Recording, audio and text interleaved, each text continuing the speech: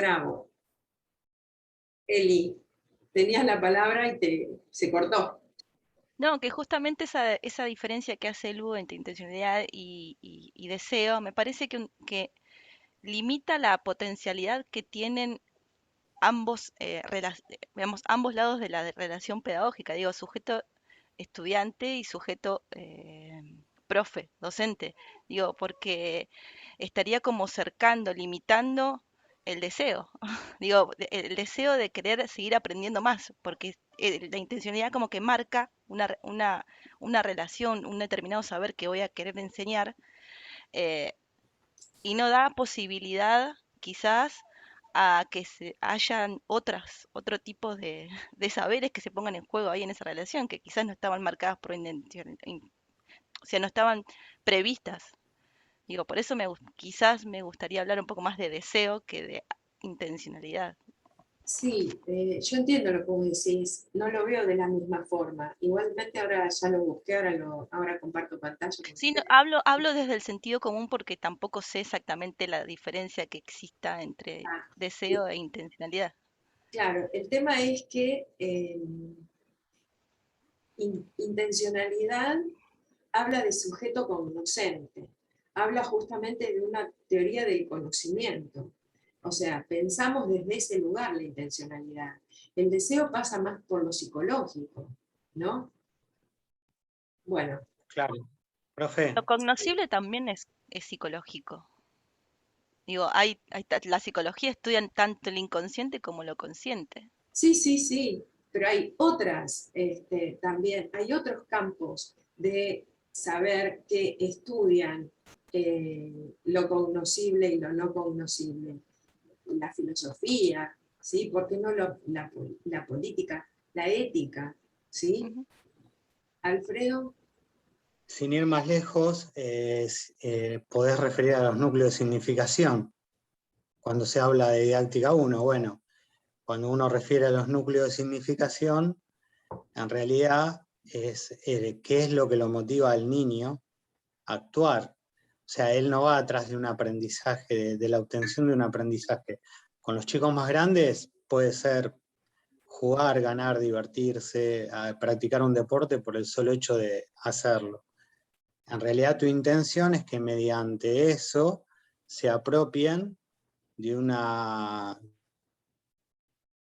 conducta tal, que se apropien de lo cultural también. Pero bueno, ahí está la diferencia. Vos tenés una intención X y a ellos los mueve un núcleo de significación X. ¿Bien?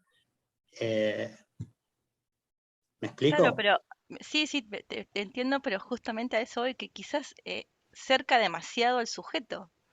Digo, lo limita, porque yo no sé qué me voy a encontrar en mi clase con los nenes de 4 años. El libro me dice que los nenes de 4 años hacen esto y esto, y tienen estos núcleos de significación, pero no todos los nenes son iguales, no todos los nenes de 4 o 5 son iguales. A eso voy. yo No sé si me digo, quiero, no si me explico. Hoy espera, en día lo cultural está mucho, la psicología evolutiva medio como que la están un poco, creo yo, a mi entender, corriendo un poco de plano y se está viendo mucho más lo que es lo social, lo cultural, que incide mucho eso en los Sí, niños. sí, sí, totalmente, sí. Es yo que es un digo, combo. la intención como profesora de educación física en una escuela es que aprendan a saltar en largo. Entonces, si el estudiante lo que lo motiva es el saltar por saltar, en buena hora que lo motive eso, pero yo tengo la obligación de decirle que este es el contenido que tiene que aprender. ¿Sí? Este es el tema que tiene que aprender, es el salto en largo. Mi intención es enseñar el salto en largo. ¿Qué puede aprender o no de ese salto en largo? Es problema del otro, ¿sí? Del alumno, del estudiante. ¿Sí? Bueno, demostrará que pudo aprender, que no pudo aprender de ese salto en largo. qué cuestión del contenido podrá aprender dependerá de sus capacidades, ¿sí? Pero, como pienso en la potencia intelectual, no importa de qué forma lo aprenda, ni cómo lo aprenda, ni qué aprenda de eso que va a aprender, ¿sí?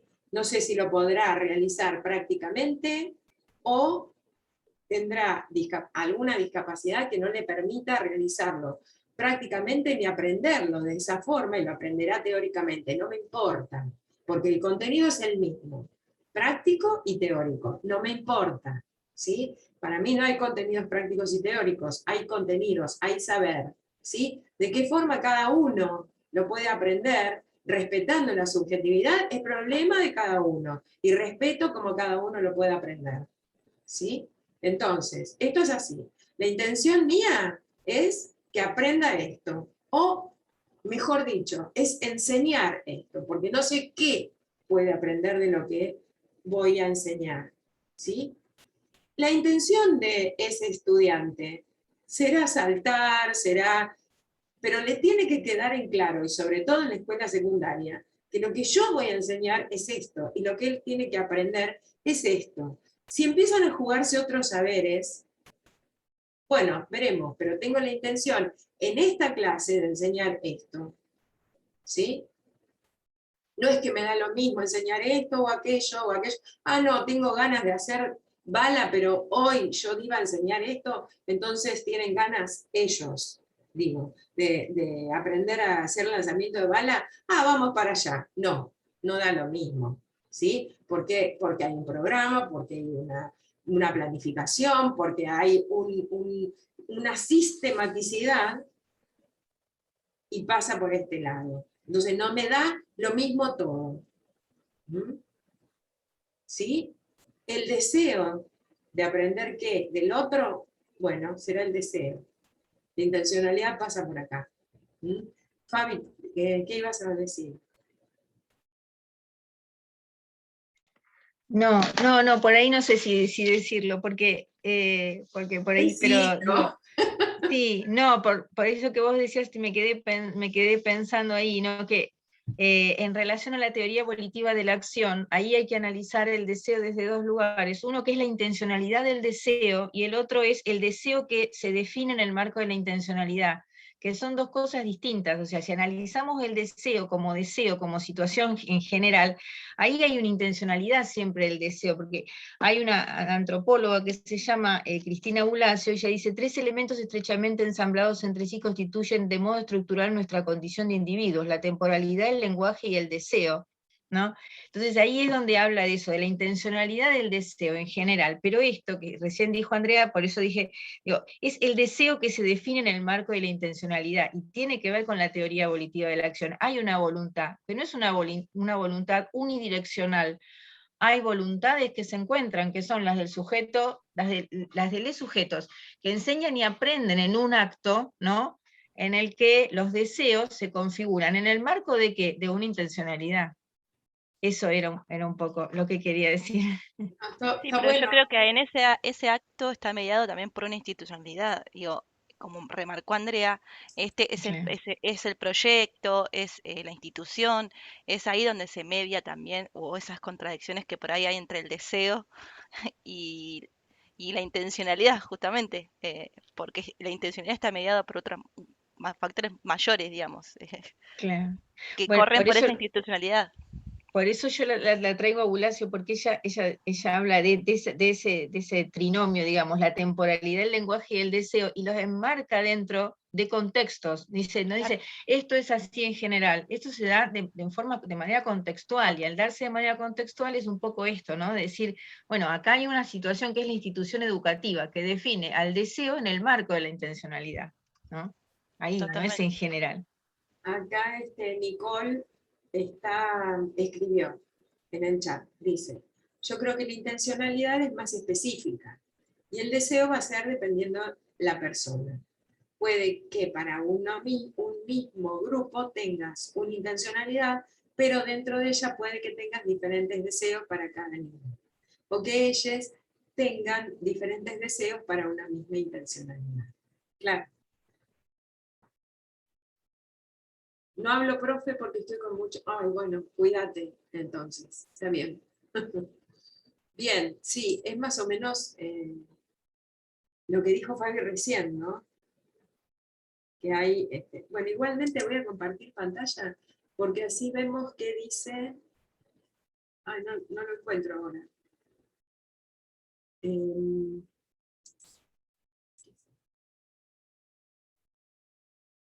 Bueno, quería leer lo que había encontrado sobre la etimología del... Acá está.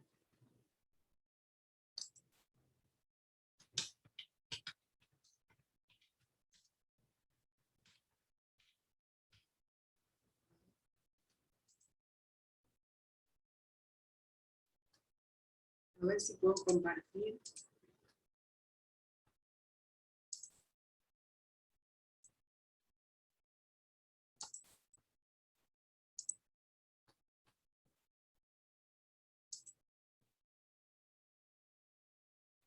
No lo leí, ¿eh? No lo leí, lo estoy abriendo ahora con ustedes. La palabra deseo viene del latín vulgar decidium, ociosidad, deseo, libido. Decidium proviene del latín clásico desidia, ociosidad, pereza, cuya raíz es el verbo desidere, permanecer sentado, detenerse, que se compone del prefijo de y el verbo sedere, estar sentado. En el caso del significado de decidium, se añadió el influjo analógico del verbo desiderare, echar de menos, echar en falta, anhelar, con lo que los usos semánticos de deseo, desear, se ampliaron notablemente. Y hasta de desiderare viene directamente el FR, desider, desear, o el inglés de francés. Decidé, deseo. Es de notar, en lo que respecta al latín desiderare, echar de menos, que este verbo se compone de sidus, sideris, astro, con el prefijo de, y proviene de la lengua religiosa augural, tal como el verbo considerare, mirar los astros, contemplar, ver, considerar. Desiderare, por tanto, podría significar originalmente dejar de contemplar, dejar de ver, pero es solo una hipótesis. Parece que desiderare, de donde no procede la palabra deseo, pero sí el vocablo desiderativo. En la lengua astrológica significó la privación de un astro o el declinar un astro por el horizonte, de donde dejar de ver un astro, visible en otra circunstancia. Momento, época del año. De ahí, el echarlo de menos, echarlo en falta, que parece estar en la base del significado clásico del verbo desear. Bueno, no sé qué nos aportó lo que leí. Pero evidentemente es dejar de contemplar, ¿no? Entonces, bueno, debe haber un movimiento por ese deseo, pero debe haber porque eso no lo decía. Bueno, habrá que ahondar en otras cuestiones. Bueno, vamos a seguir un poco más con compartiendo pantalla con Santos, que por eso escribió el capítulo.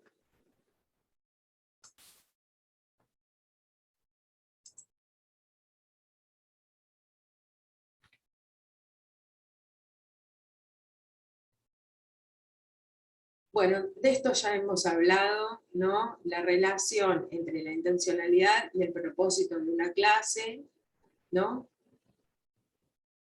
Fíjense, el propósito es la expresión de deseo, teniendo en claro la meta a alcanzar. O sea, el propósito conjuga las dos cuestiones, ¿no? El propósito en tanto intencionalidad, ¿no?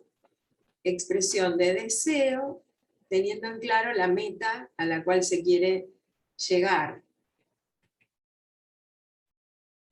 Y esto es de Baudrillard, ¿no? Que también estuvimos hablando, la descripción de un sistema de objetos depende de la descripción de un sistema de prácticas, no basta definir los objetos en sistema, tenemos que definir qué sistema de prácticas se ejerce sobre él, existe una interferencia continua entre los dos. O sea que hay una interacción entre esos objetos que componen el paisaje y la práctica que sucede cuando interversionan los sujetos, ¿no? Y bueno, y acá, en este sistema de objetos, ¿no? Que depende de la descripción del sistema de prácticas, es lo que hablábamos hoy, lo que también Eli trajo al diálogo, ¿no? Estos objetos, los propósitos, los contenidos, los temas, las tareas, los recursos metodológicos, o sea, todos estos contenidos, objetos, tanto simbólicos como tangibles, ¿no? Están justamente intervenidos o intervencionados en el acto pedagógico por estos sujetos, ¿no? Y allí, entre sujetos y estudiantes, en forma dialógica, se proponen o surgen estrategias de enseñanza y estrategias de aprendizaje. Y yo lo diría ahora en plural, estrategias de enseñanzas y estrategias de aprendizajes, ¿sí? Esto ya lo vimos, la forma, el escenario institucional, el contenido sería la clase.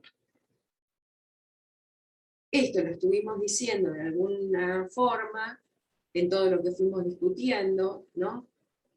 Todo lo que Santos dice del paisaje, ¿no? Como este conjunto de objetos reales y concretos, el paisaje transtemporal, juntando objetos pasados y presentes, una construcción transversal. Cada paisaje se caracteriza por una distribución de formas, objetos, provistas de un contenido técnico específico. El paisaje es, pues, un sistema material, y por esa condición es relativamente inmutable. El paisaje es siempre un presente, una construcción horizontal, una situación única. El espacio resulta de la inclusión de la sociedad en esas formas objetos, por ello esos objetos no cambian de lugar, pero cambian de función, es decir, de significación, de valor sistémico. El espacio es un sistema de valores que se transforma permanentemente. Bueno, el paisaje, el espacio, el plan de clase, la práctica. Esta diapositiva ya la habíamos visto, se les había mostrado, ¿no? Cuando hablamos de romper la estructura del triángulo pedagógico, ¿no? Y ver la clase desde otro lugar,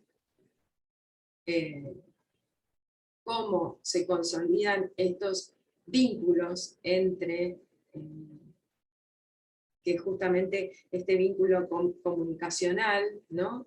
En la clase, suceden todas estas cuestiones. Y bueno, y otra parte, ¿no? Como otra parte que tampoco es tangible, sino que pasa por las decisiones que se toman y que son otros objetos que conforman las clases, son los recursos metodológicos y los distintos procedimientos que se utilizan en una clase y que forman parte también de la comunicación entre los sujetos que intervienen en la clase, ¿no? Bueno. ¿Qué más decir de una clase de educación física? ¿Qué más decir acerca de la intencionalidad y de cómo plantear las clases, ¿no? Si alguien tiene para hacer algún comentario, bienvenido sea. Si alguien quiere preguntar acerca de algo que haya quedado en la nebulosa sobre el capítulo de Santos.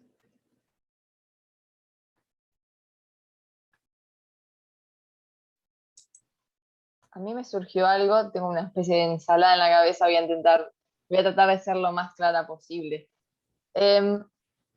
Me resultó paradójico en un momento cuando planteabas las estrategias de enseñanza y bueno, todo lo metodológico y estructural que hace una clase,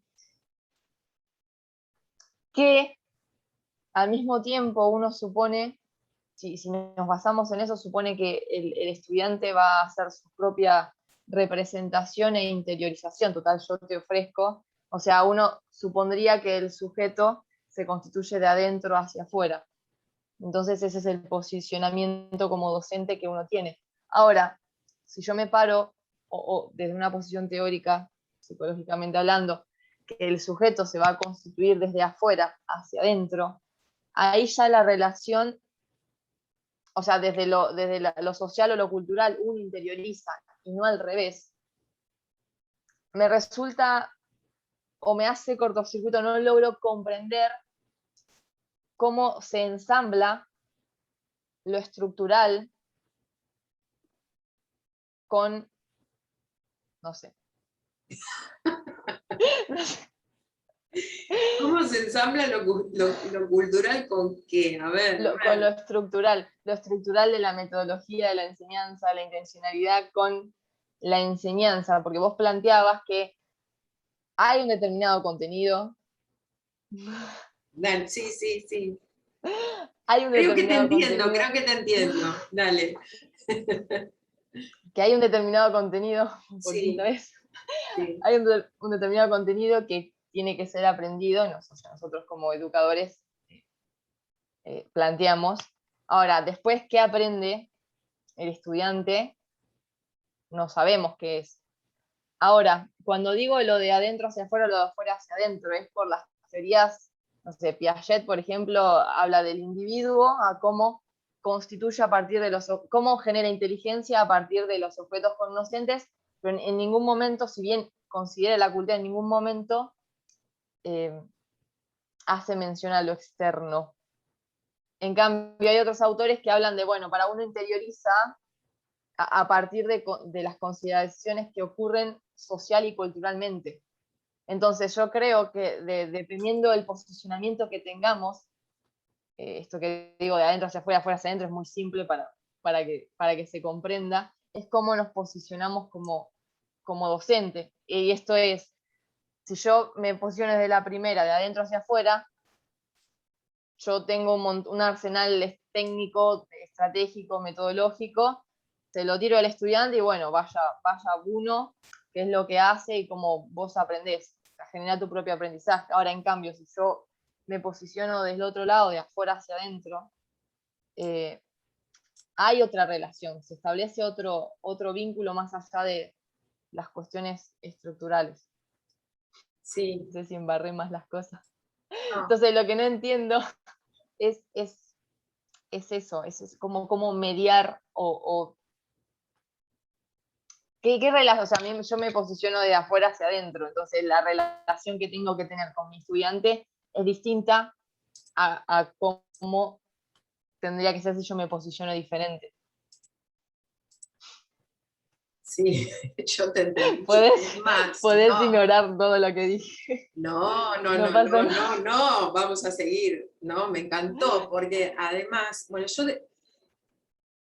vos dijiste todo eso y yo te voy a dar una respuesta, pero yo busqué un texto mientras vos estabas, porque justamente estoy leyendo. Vos te estabas delirando, podés decirlo, ¿no? No, estoy leyendo y estoy, y justamente leí esto ayer, de un texto que ya lo había leído hace un montón, pero que lo traje de vuelta, ¿no? Y que no sé si va a dar respuesta a todo ese berenjenal que vos presentaste, pero yo te lo voy a leer igual, ¿no? Se lo voy a leer a todos, ¿no? Y después lo vemos. Y si doy respuesta, si no doy respuesta, me volvés a preguntar, ¿está? ¿Sí? Y puede preguntar todo el mundo. Pero es interesante, es interesante. El texto es el de, y justo está subrayado, fíjense, ¿no? ¿Lo ven? Sí. ¿Ven? Bueno, es el texto de Caruso y Dussel, ¿Caruso y Dussel es? Sí, de Sarmiento a los Simpson, 5 conceptos para pensar la educación contemporánea. Es un libro viejo, es del 2001, fíjense, ya lo tenía leído, bueno, pero volví.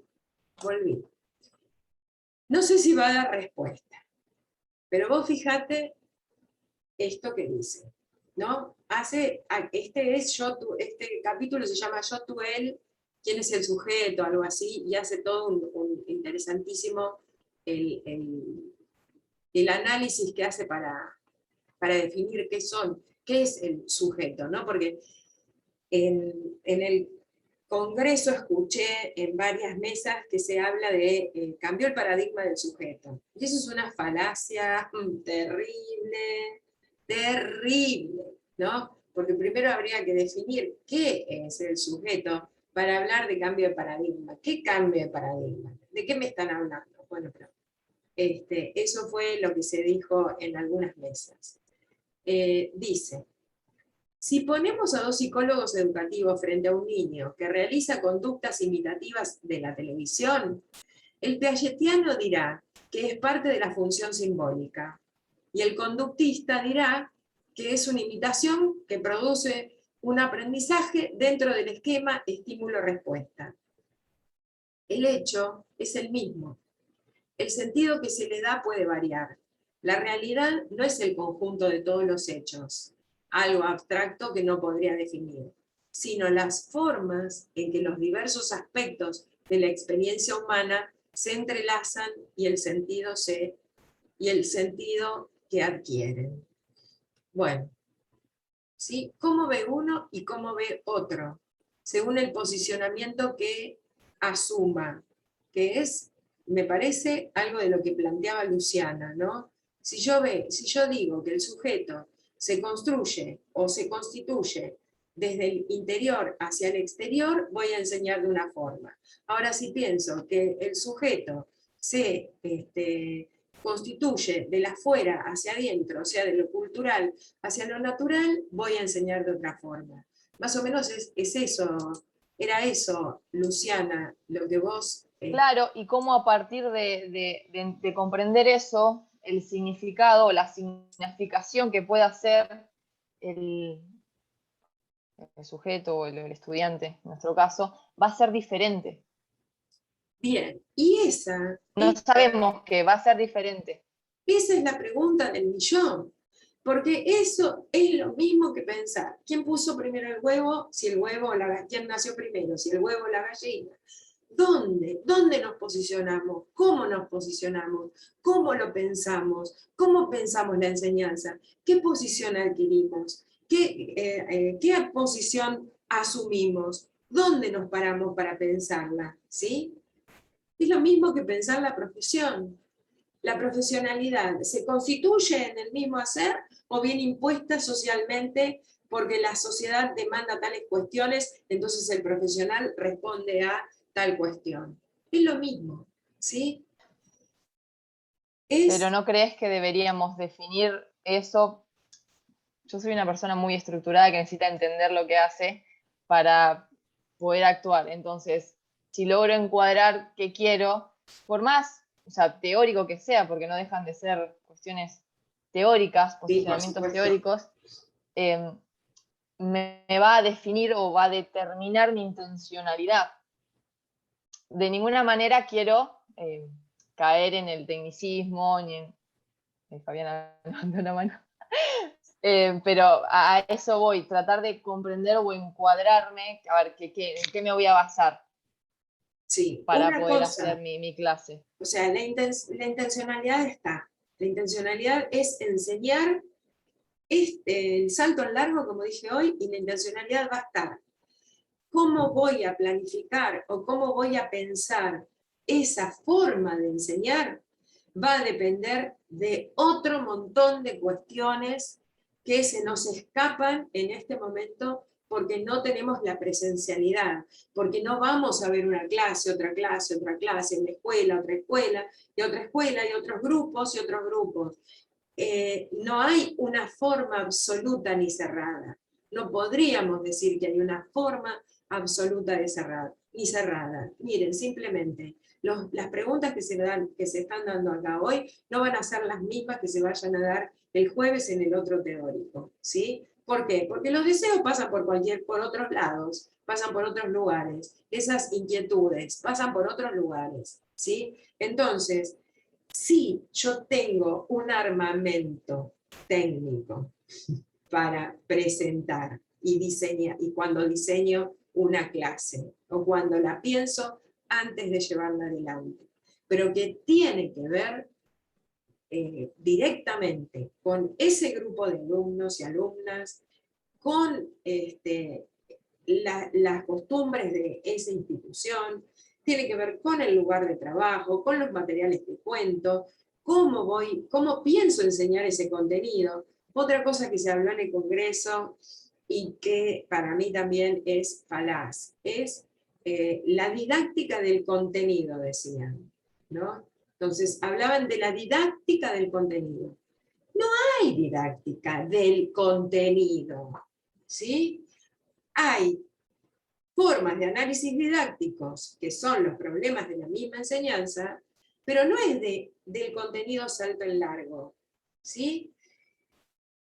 Habrá ciertos análisis, pero los análisis los vamos a hacer desde las prácticas de la enseñanza, desde esa misma práctica, ¿no?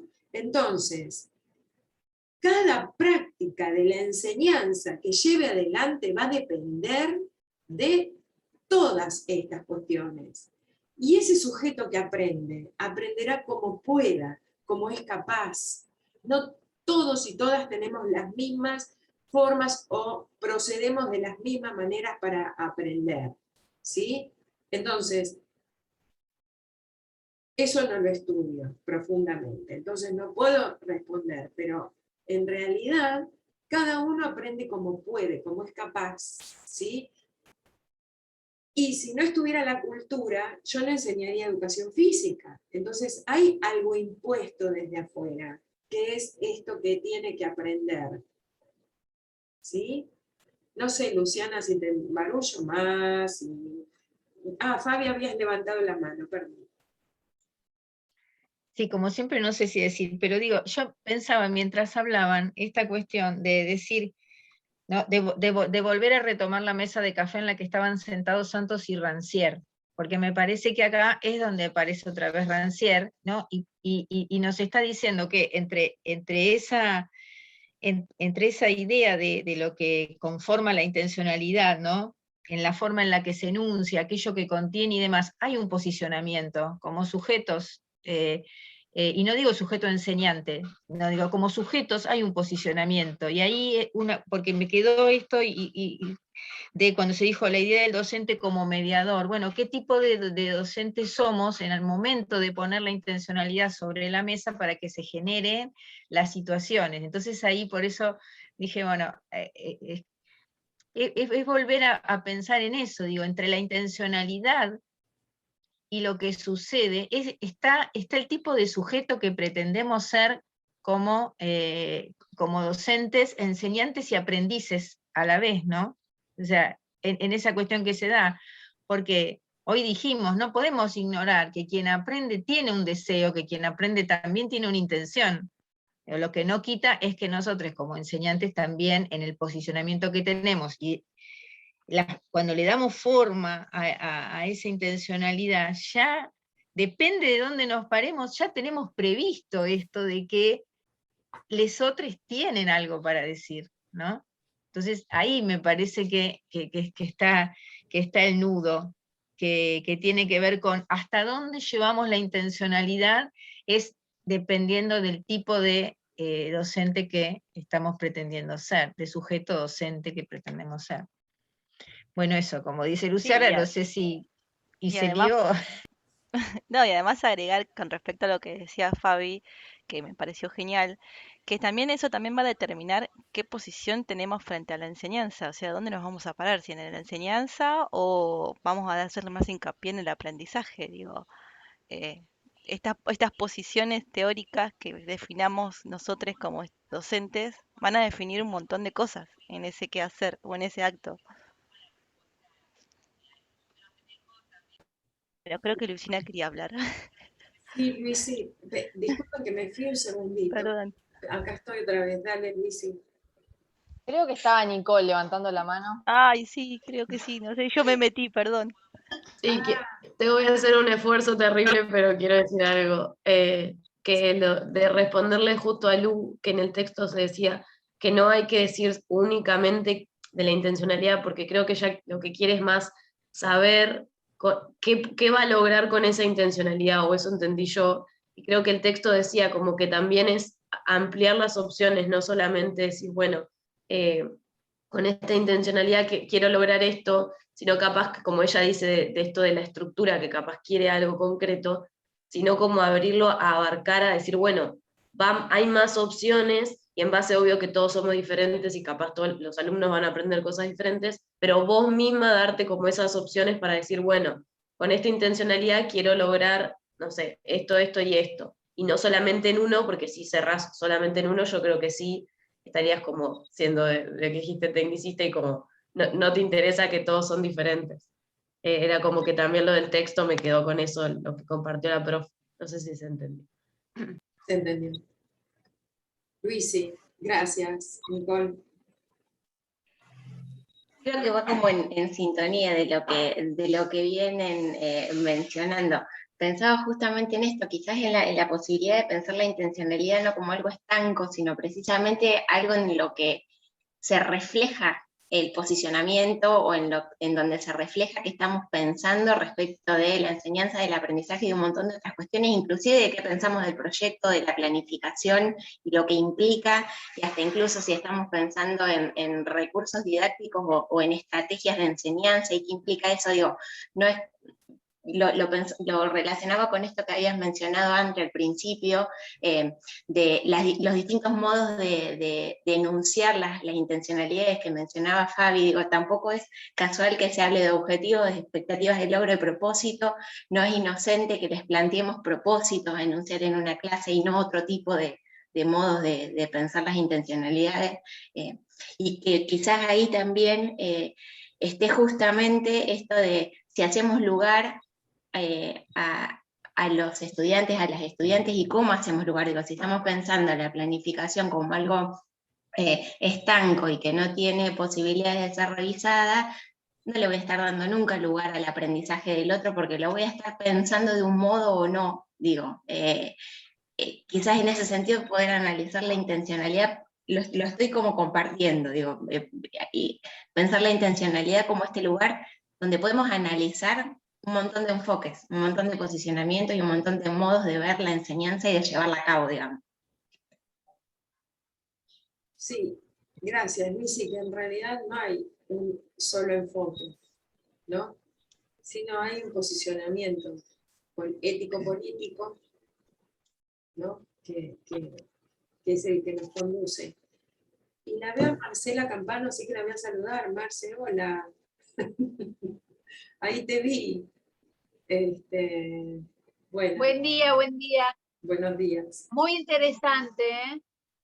Bueno, bárbaro.